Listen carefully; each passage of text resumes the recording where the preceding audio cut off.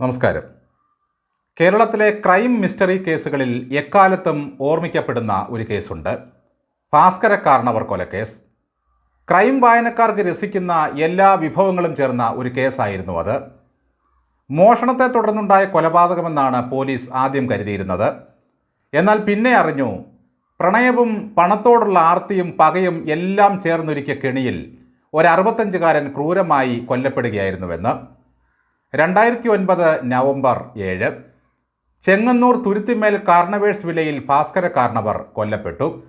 ആ വാർത്ത കേട്ട് ജനങ്ങളെല്ലാവരും തടിച്ചുകൂടി. അതിരാവിലെ വീട്ടിലെത്തിയ വേലക്കാരിയായിരുന്നു കിടപ്പുമുറിയിൽ കാർണവരുടെ മൃതദേഹം കണ്ടത്. കഴുത്ത് ഞെരിച്ച് കൊലപ്പെടുത്തിയ നിലയിൽ വായിൽ നിന്നും ചോര വാർന്ന അവസ്ഥയിലായിരുന്നു മൃതദേഹം കിടന്നിരുന്നത്. ചുറ്റും മുളക് പൊടി വിതറിയിരുന്നു. വീട്ടിൽ മാനസിക വെല്ലുവിളി നേരിടുന്ന മകനും അവൻ്റെ കുഞ്ഞും മരുമകൾ ഷെറിനുമായിരുന്നു ഉണ്ടായിരുന്നത്.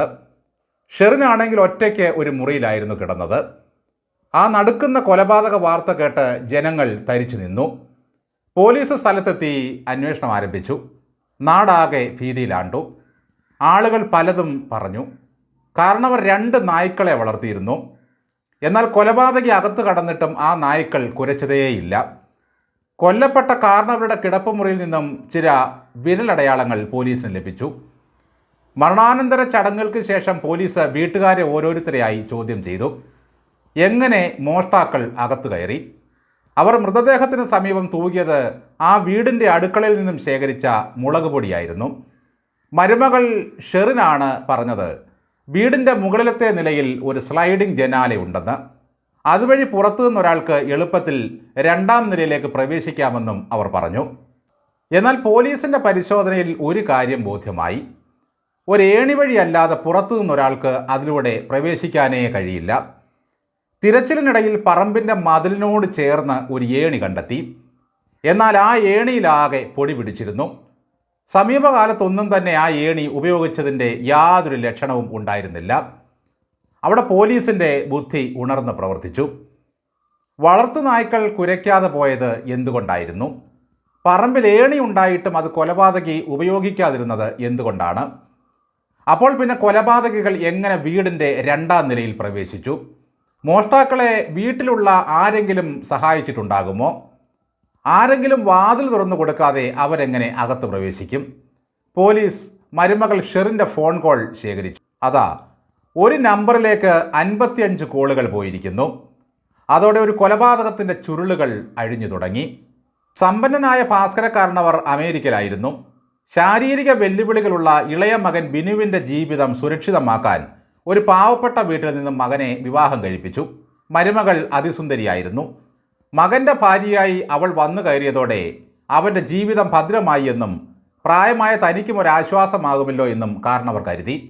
അവളുടെ സാമ്പത്തിക ബുദ്ധിമുട്ടുകൾ കാർണവർ പരിഹരിച്ചു. 2001 വിവാഹം നടന്നു. വൈകാതെ പൊരുത്തക്കേടുകളും തുടങ്ങി. ഷെറിന് ആൺ സുഹൃത്തുക്കളുടെ എണ്ണം കൂടിക്കൂടി വന്നു. പലരും വീട്ടിൽ വന്നു തുടങ്ങി. ഇതിനിടെ ഷെറിനെ അമേരിക്കയിലേക്ക് കൊണ്ടുപോയി. ഭാസ്കര കാർണവർക്കും ഭാര്യ അന്നമ്മയ്ക്കുമൊപ്പമായിരുന്നു താമസം. അവിടെ ഒരു കമ്പനിയിൽ ജോലിക്ക് കയറിയെങ്കിലും ഒരു മോഷണത്തിന് പിടിക്കപ്പെട്ടു. പിന്നീട് ഭർത്താവിനും കൈക്കുഞ്ഞിനുമൊപ്പം അവൾ നാട്ടിലേക്ക് മടങ്ങി. 2007 ഭാര്യയുടെ മരണത്തോടെ കാർണവരും അമേരിക്കയിൽ നിന്നും ചെറിയനാട്ടേക്ക് മടങ്ങിപ്പോന്നു. അപ്പോഴും മരുമകൾ ഷെറിൻ്റെ വഴിവിട്ട ജീവിതങ്ങൾ തുടർന്നുകൊണ്ടേയിരുന്നു. അക്കാലത്തെ സാമൂഹിക മാധ്യമമായ ഓർക്കൂട്ടിലൂടെ ഷെറിൻ്റെ സൗഹൃദ വലയങ്ങൾ വിപുലമായിക്കൊണ്ടിരുന്നു. കാർണവരുടെ സാന്നിധ്യത്തിൽ പോലും കാർണവേഴ്സ് വില്ലയിലേക്ക് അപരിചിതർ വന്നു തുടങ്ങി. മരുമകളുടെ വഴിവിട്ട പോക്ക് അപകടമാണെന്ന് മനസ്സിലാക്കിയ കാർണവർ ഷെറിൻ്റെ അവകാശം ഒഴിവാക്കി പുതിയൊരു ആധാരമുണ്ടാക്കി. കൂടുതൽ പണം അവൾക്ക് കൊടുക്കുന്നതും അവസാനിപ്പിച്ചു. അതോടെ ഷെറിന് പലരോടും കടം വാങ്ങേണ്ടി വന്നു. ആ കടങ്ങളും കാർണവർക്ക് വീട്ടേണ്ടി വന്നു. അങ്ങനെയിരിക്കെ ഓർക്കൂട്ടിലൂടെ അവൾക്ക് ഒരു കാമുകനെ കിട്ടി. ബാസിദ് അലി എന്നായിരുന്നു അവൻ്റെ പേര്. സ്വത്തവകാശത്തിൽ നിന്നും തന്നെ ഒഴിവാക്കിയ കാർണവരോട് പ്രതികാരം ചെയ്യാൻ അവൾ ബാസിദിൻ്റെ സഹായം തേടി. കാർണവരെ ഇല്ലാതാക്കി ഒന്നിച്ച് ജീവിക്കാമെന്ന് ബാസിദും ഷെറിനും തീരുമാനമെടുത്തു. കൊലപാതകത്തിൻ്റെ ഒരാഴ്ച മുമ്പ് ഷെറിനെ ബാസിദ് ഒരു വെള്ളി മോതിരം അണിയിച്ചിരുന്നു. അങ്ങനെ അവർ നിശ്ചയിച്ചുറച്ച ആ രാത്രി എത്തി. എല്ലാവരും ഉറങ്ങിയെന്ന് ബോധ്യമായതോടെ ഷെറിൻ ബാസിദിനെ വിളിച്ചു വരുത്തി. അയാൾക്കൊപ്പം മറ്റു 2 സുഹൃത്തുക്കളും ഉണ്ടായിരുന്നു. വാതിൽ തുറന്ന് കൊലപാതകികളെ അകത്ത് കയറ്റിയ ശേഷം ഷെറിൻ ഉറക്ക ഗുളിക കഴിച്ച് സുഖമായി കിടന്ന് ഉറങ്ങി. കൊലപാതകികൾ കാരണവരുടെ മുറിയിൽ പ്രവേശിച്ചു. ഞെട്ടിയുണർന്ന കാരണവർ അവരുമായി മൽപ്പിടുത്തമായി. പക്ഷേ ആരോഗ്യവാനായ കാരണവരെ ഒറ്റയ്ക്ക് കീഴ്പ്പെടുത്താൻ അവർക്ക് കഴിയുമായിരുന്നില്ല.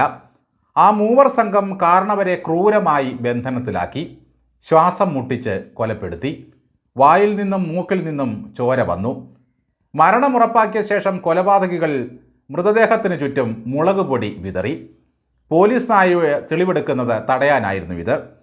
8000 രൂപയും സ്വർണ്ണമാലയും ഫോണുകളും അവർ അപഹരിച്ച് കടന്നു കളഞ്ഞു. അലമാരയിൽ കൂടുതൽ തുക ഉണ്ടായിരുന്നിട്ടും അതൊന്നും എടുത്തുമില്ല. അപാരമായ ദുഃഖം അഭിനയിച്ചുകൊണ്ടാണ് ഷെറിൻ മരണാനന്തര ചടങ്ങുകളിൽ പങ്കെടുത്തത്. ബുദ്ധിപൂർവ്വം പ്ലാൻ ചെയ്ത കൊലപാതകമായിരുന്നെങ്കിലും പോലീസിന് ആ ക്രൈം തെളിയിക്കാൻ ഏറെ പണിപ്പെടേണ്ടി വന്നില്ല. ഷെറിനായിരുന്നു 1-ാം പ്രതി. പറമ്പിൽ പൊടി പിടിച്ചിരുന്ന ആ ഏണിയാണ് ഒരർത്ഥത്തിൽ സംശയത്തിന് ഇടയാക്കിയത്. ഒപ്പം വളർത്തു നായ്ക്കളുടെ നിശബ്ദതയും. കൃത്യം നടന്നതിൻ്റെ 38-ാം ദിവസം എല്ലാ പ്രതികളും പിടിയിലായി.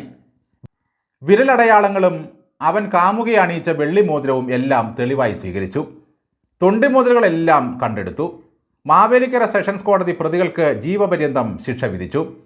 ജയിലിലായിട്ടും ക്രൂരത ഉള്ളിലൊളിപ്പിച്ച ആ സുന്ദരി സുഖജീവിതം തുടരുകയാണ്. കട്ടിപ്പണിയൊന്നും ചെയ്യില്ല. സൗന്ദര്യം പോകുമത്രേ. ഡോവ് സോപ്പും യാഡ്ലി പൗഡറും ഇല്ലാതെ പറ്റില്ല. സന്ദർശകർക്ക് ഒരു കുറവുമില്ല. പരോളിലിറങ്ങിയാൽ പുരുഷ സുഹൃത്തുക്കൾ എത്തുന്നത് ആഡംബര കാറുകളിൽ. അവളെ അവർ എങ്ങോട്ടോ കൂട്ടിക്കൊണ്ടു പോകുന്നു. ജീവപര്യന്തം തടവാണ് ശിക്ഷയെങ്കിലും ഷെറിൻ എന്ന സുന്ദരി ജയിലിലും സ്വർഗീയ ജീവിതം തുടരുന്നുവെന്നാണ് വാർത്തകൾ പുറത്തുവരുന്നത്.